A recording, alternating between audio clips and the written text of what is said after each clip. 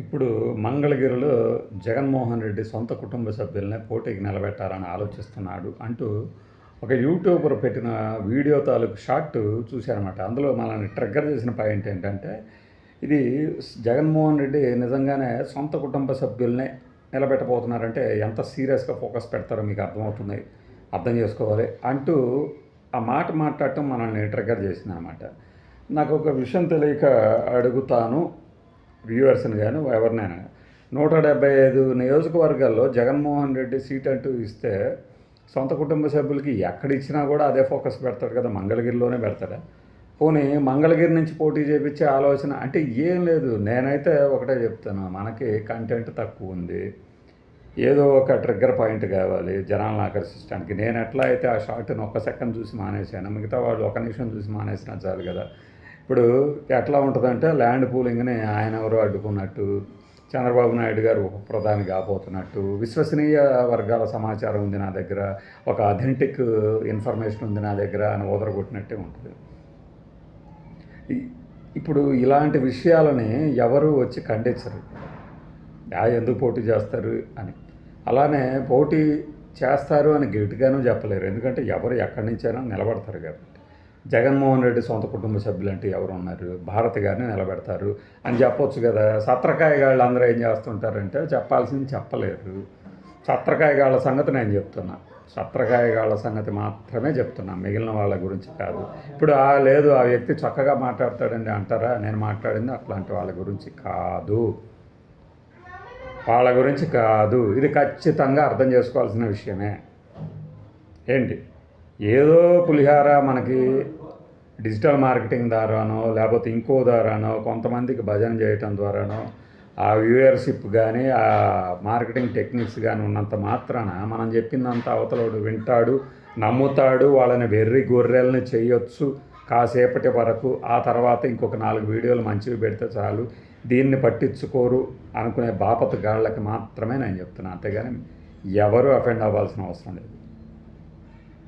ఎందుకంటే జగన్మోహన్ రెడ్డి కుటుంబ సభ్యులు అయితే, జగన్మోహన్ రెడ్డి కుటుంబ సభ్యులు ఎవరు ఉన్నారు ఇప్పుడు? వాళ్ళిద్దరు పిల్లలు చదువుకుంటూ ఉన్నారు, లండన్లో ఉన్నారు, వాళ్ళు రాజకీయాల్లోకి ఇప్పుడు రారు. ఎవరిని నింపుతారు మరి? ఆయన కుటుంబ సభ్యులు అంటే సొంత కుటుంబ సభ్యులు, అద్దె కుటుంబ సభ్యులు ఏంటి? సొంత కుటుంబ సభ్యులు అంటే కుటుంబ సభ్యులే. విజయమ్మ గారినా, భారతి గారినా, ఇది ఉండాలి, క్లారిటీ ఉండాలి. ఇది క్లారిటీ లేనప్పుడు ఏమవుతుంది అంటే, నీకు అంత సమాచారం ఉన్నప్పుడు, వాళ్ళు అంతగా సర్వే చేయించుకుంటున్నారు అని తెలిసినప్పుడు, యాక్చువల్గా మంగళగిరిలో సర్వే చేపిస్తే గెలుస్తారా? మంగళగిరిలో గెలుపు అవకాశాలు ఏ మేరకు ఉన్నాయి అంటే, ముందు అసలు పార్టీకి ఏ మేరకు ఉన్నాయి అని.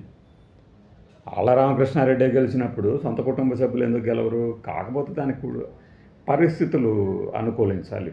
అట్ ద సేమ్ టైం మనకి పోలింగ్ రోజున ఈవీఎంలు కూడా సహకరించాలి. అంటే ప్రతి బూత్లో పడే ఓట్లు కూడా మనకు సహకరించాలి. అంతేగాని దానికి 10 సార్లు సర్వే చేయించుకోవాల్సినంత గొప్ప నియోజకవర్గమేం కాదు అది. ఆళ్ళ రామకృష్ణారెడ్డి గారు ఎలా గెలిచారు మరి? సింపుల్ ప్రశ్న. అంటే అక్కడేదో మతలబు జరిగింది, ఇవన్నీ పక్కన పెట్టండి. ఆళ్ళ రామకృష్ణారెడ్డి గారు గెలిచారా లేదా? గెలిచారు, ఫైన్. ఆయన ఏమన్నా పెద్ద దిగంతుడా, మహంతుడా, ది గ్రేట్ లీడర్ అప్పుడేమన్నా? కాదు కదా. కాబట్టి మనము ఒక విషయం మీద జనంలోకి వెళ్ళాలి అంటే దాని గురించి బాగా గ్రౌండ్ వర్క్ చేసి, జస్ట్ నాకు ఇదిగో వీళ్ళు చెప్పారు, ఈ సర్వే చేపిస్తున్నారు, నేనేమి ఆ వ్యక్తినేమి అనట్లేదు, అంటే సహేతుకత ఉండాలి కదా అంటారు. ఒక ఉప ప్రధాని కావాలంటే ఎంపీ అయి ఉండాలి. అంటే క్యాబినెట్లో మినిస్టర్, ఉప ప్రధాని అంటే ఎవరో కూడా కాదు. క్యాబినెట్ మినిస్టర్ అవ్వాలంటే ఎంపీ అవ్వాలి, రాజ్యసభ మెంబర్ అన్నా అయి ఉండాలి. ఈ రెండు కాకుండా ఎలా అవుతారు? దీన్ని లాజిక్ అంటారు, రేషనలైజ్డ్గా థింకింగ్ అంటే తార్కికత, మొన్న మధ్య సినిమా చెప్తూ మన ఆర్బి చౌదరి గారు పరిచయం చేసిన దర్శకుల్లో కేఎస్ రవికుమార్ తీసిన సినిమా ఏంటి అంటే అదే ఫస్ట్ సినిమా తర్క. ఆ రోజు మర్చిపోయి ఇప్పుడు గుర్తొచ్చింది. ఓకే, ఇప్పుడు ఈ విషయానికి వస్తే మంగళగిరిలోనే కాదు, ఎక్కడైనా ఈవెన్ పులివెందుల్లో అయినా సరే కాసేపు ఈవీఎంల మీద సందేహాలను పక్కన పెట్టిన చూసినప్పుడు పులివెందుల్లో కూడా ఓట్లు తగ్గాయి కదా, దాని మీద ఫోకస్ పెట్టరా జగన్మోహన్ రెడ్డి? పెడతారు. టైం రావాలి, ఏదైతే సరైన సమయం రావాలి, సరైన క్యాండిడేట్ దిగాలి అనుకున్నప్పుడు కుటుంబ సభ్యులే కావాల్సిన అవసరం లేదు, ఎవరైనా గెలవగలరు. ఇవన్నీ ఎవరికి తెలియనేం కాదు. కాకపోతే ఒక ట్రిగ్గర్ ఐటమ్, జగన్మోహన్ రెడ్డి కుటుంబ సభ్యులు కూడా రాజకీయాల్లోకి రాబోతున్నారు అంటే ఎవరు అయి ఉండొచ్చు? నలుగురు. జగన్మోహన్ రెడ్డి, భారతి గారు, విజయమ్మ గారు, మన షర్మిల గారు, నలుగురు. ఈ నలుగురిలో షర్మిల గారు ఆల్రెడీ కాంగ్రెస్ పార్టీ నుంచి ఉన్నారు.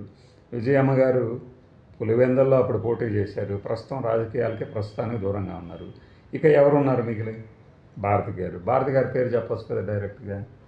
అంటే ఎవరిని? ఇంకా అవినాష్ రెడ్డి కానీ ఇంక వీళ్ళందరినీ కూడా సొంత కుటుంబ సభ్యులు అంటారా? జనరల్గానే ఫ్యామిలీ మెంబర్స్ అంటేనే ఇది న్యూక్లియర్ ఫ్యామిలీకి, యునైటెడ్ ఫ్యామిలీకి సంబంధించిన విషయాలుగా మాట్లాడుకున్నప్పుడు ఈ నలుగురే రావాలి. పిల్లలు ఇప్పుడల్లా రాజకీయాల్లోకి రారని లాస్ట్ ఎలక్షన్స్లోని చెప్పారు. దట్టు వాళ్ళు చదువుల్లో అక్కడ వేరే పనుల్లో బిజీగా ఉన్నారు కాబట్టి చదువుల్లో. అలాంటప్పుడు ఈ కుటుంబ సభ్యుల దగ్గర మళ్ళీ సస్పెన్స్ ఎందుకు? జగన్మోహన్ రెడ్డి వైఫ్ భారతిరెడ్డి గారు entry ఇవ్వబోతున్నారా? This is the apt title I think. Jaganmohan Reddy గారి సతీమణి బరిలో దిగితే ప్రత్యర్థి ఎవరైనా కావచ్చు. మంగళగిరిలో నారా లోకేష్ నేను మొదటిసారి ఓడిపోయాను, రెండోసారి కసి కొద్దీ పోరాడాను, గెలిచాను, రాష్ట్రంలోనే ఎక్కువ మెజారిటీ వచ్చిందని చెప్పుకున్నాను. సో ఎక్కువ మెజారిటీ వచ్చిన చోట ఓడించాలనేది జగన్మోహన్ రెడ్డి సంకల్పంగా ఉంది అని ఆయన తరపున మిగతా వాళ్ళు చెప్తూ ఉంటారు. ఎక్కడైనా క్యాండిడేట్ని ఓడించాలనే ఎవరైనా అనుకుంటారు. 170కి 175, 175కి 175 గెలవాలనుకుంటున్నారు అన్నప్పుడు దాన్ని తప్పు పట్టేవాళ్ళు. అంటే ఏ సీట్లో ఓడిపోతారో కూడా తెలిసి కూడా సీట్లు ఇచ్చేస్తారా? అది ఆలోచించాలి కదా. మనము 100 మార్కులకి రాస్తాం. అఫ్కోర్స్ 100 ఏరని తెలిసినా కూడా 100కే అటెంప్ట్ చేస్తాం. నేను 100కి అటెంప్ట్ చేయట్లేదు, నేను 80కి అటెంప్ట్ చేస్తానని ఎవడన్నా అటెంప్ట్ చేస్తాడా? 100 మార్కులకి రాసి వస్తారు. కానీ అది పాత విషయం అయినా కూడా ఇక్కడ మంగళగిరికి వచ్చేసరికి మంగళగిరిలో నారా లోకేష్ బాగా పాతుకుపోయాడు, ఒకప్పుడు వీక్గా ఉన్నాడు. ఇవి కూడా అంతే, గెలిస్తే పాతుకుపోయినట్టు, బలంగా ఉన్నట్టు, ఓడిపోతే వీక్ అయిపోయినట్టు. రిజల్ట్ని బట్టే డ్యాన్సులు వేయాలనుకున్నప్పుడు జరిగే పరిణామాలు ఇవి. మరి భారతి గారిది దిగారే అనుకోవచ్చు. అప్పుడు ఏంటి? ఆ సమీకరణాలు ఏం చూస్తారు? మన రెడ్డి ఓట్లు ఎన్ని ఉన్నాయి, మన వైఎస్ఆర్సీపీకి సంప్రదాయబద్ధంగా పడే ఓట్లు ఎన్ని ఉన్నాయి, ఈ లెక్కలుగా చూసేది ఎప్పుడు చూసినా కూడా. బట్ మరి అంతకుముందు ఇలానే లెక్కలు వేసుకొని చేసినవి కూడా ఉన్నాయి కదా. బూత్లో ఓట్లు అట్లా పడలేదుగా. మరి ఆ ఫ్యాక్టర్ని ఎట్లా ఓవర్కమ్ చేస్తారు? సర్వే చేయించుకుంటున్నారు, నాకు అందిన సమాచారం ప్రకారం ఇవన్నీ ఓకే.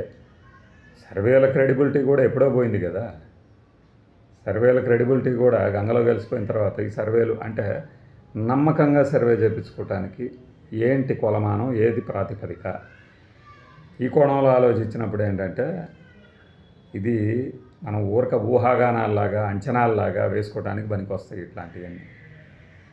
పులివెందుల్లో ఈసారి ఎవరు దిగుతారు, కడప నుంచి ఎవరు దిగుతారు అంటే బాగా అందరి దృష్టి ఆకర్షించే నియోజకవర్గాలు. ఏం గుడివాడలో ఎవరు దిగుతారు అనొచ్చు కదా. గుడివాడలో మార్చేస్తారు.